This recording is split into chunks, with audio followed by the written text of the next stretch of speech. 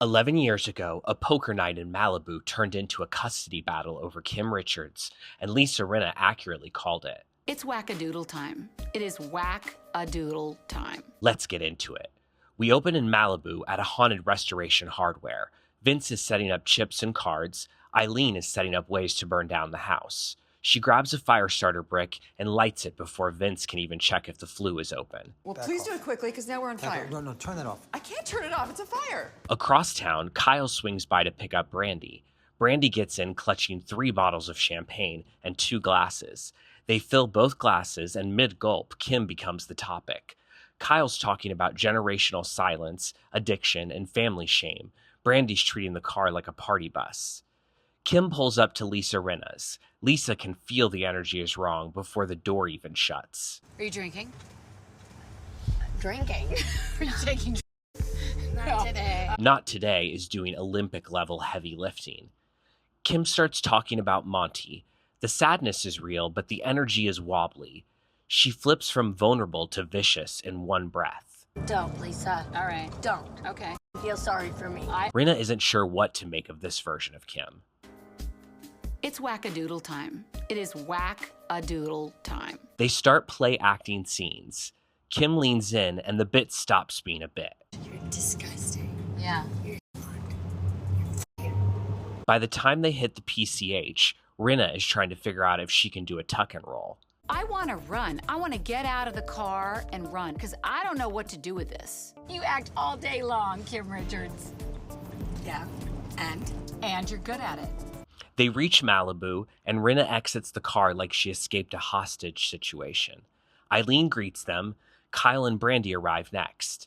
They tour Eileen's haunted doll museum, antique lamps, sepia portraits, random soap opera glamour shots. I would say it's eclectic. eclectic. It's like American Psycho.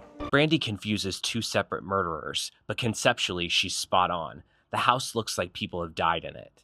Eileen clinks her glass loudly, even though there are 5 people in the room. Vince starts his tutorial like a substitute teacher who doesn't know he's about to cry in his car later. This is Texas Hold'em for people who can barely hold on to reality. Brandi thought actresses would have great poker faces. Instead, she gets actresses that don't understand anything. I'm not acting stupid. I'm actually very smart. I don't know how to play. Kim starts winning hands. Kyle is not impressed by the poker. She's clocking the behavior, the slurring, the weird aggression, the cigar. She's seen this movie before, and it doesn't end with credits. It ends with rehab.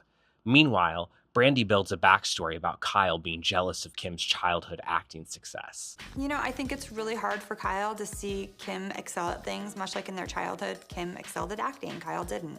There's just crazy jealousy there. As the chips move around, Brandi gets meaner. Vince announces the last hand. The winner is the champion of the night. Brandi wins the whole thing. Vince gives her a tiny trophy, and she launches into her acceptance speech. Rinna clocks it. She needs a moment. Kim is fixated on the hardware. Kyle, don't be jealous. Kyle blinks. Kim keeps going, stroking the stick, delighted with herself. Be so, in shock. About what? What do you mean? Of what this is. There is not one person at the table who knows what she's talking about, including Kim. Kyle can't take it. She excuses herself to the bathroom. Kim follows. It's a spiritual sequel to Dana's filthy mirror bathroom. New house, better mirror, same core problem. Kim insists she has nothing to hide, and in the same breath explains why she's slurring. Before I left the house, Monty gave me something for the pain that the doctor gave me, and I took it, and that's it. Kyle's furious and terrified, but also relieved that Kim's saying anything remotely honest. Kim is ready to leave. Eileen offers a slice of pizza for the road. Brandi grabs the pizza for Kim and becomes Kim's self-appointed bodyguard. Kim moves towards the door. Kyle follows, trying to talk. Kim clearly doesn't want to. She's prickly, impatient, and done. Brandi puts her body between them and starts physically guiding Kim out like she's her sober companion and Kyle's a random fan. Brandi's not having it. Stop it! Wow, don't f***ing touch me. Don't you? Wow, really? Don't touch me. Do that.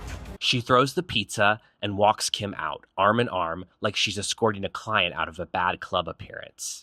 We have to get you gone. We have to get you gone. Kim asks the important question. Where's my pizza? Outside in the driveway, it escalates. Kyle pulls Kim off by the garage to talk.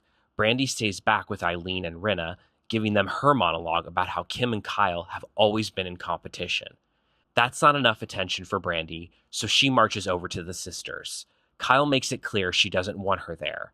Rinna tries to pull Brandi back and ends up stuck in the middle of the mess. We're back to pushing and grabbing. Inside the garage, Vince has a front row seat to the action. Kyle ends up barefoot, crying, just trying to get away from Brandi. She heads for her car. Kim chases after her. Brandi stays on brand. I definitely feel like Kyle is jealous of the fact that I've been there for Kim. In Kyle's car, Rinna is in full clarity mode. She's not treating this like gossip. She's treating it like an intervention intake form. Kyle sits there, mascara smudged, stuck between fury at Brandi, terror for Kim, and her lifelong instinct to shove this back into her family issue drawer and slam it shut. In Brandi and Kim's car, they're in full delusion. Brandi tells Kim she wasn't making sense earlier. Kim looks genuinely shocked, like someone's recapping a night she swears she wasn't at. Back in Malibu, peace allegedly returns. Eileen and Vince sit on the couch like survivors giving testimony. She doesn't know what to make of these women. Watching two sisters explode while a third woman tries to claim custody over one of them broke her. She calls Brandi toxic and points out how desperate she is to have someone on her team. That's not friendship, that's hunger. What started as a low-stakes poker night turned into a very public referendum on who deserves Kim Richards. Let me know if you were Team Brandi or Team Kyle.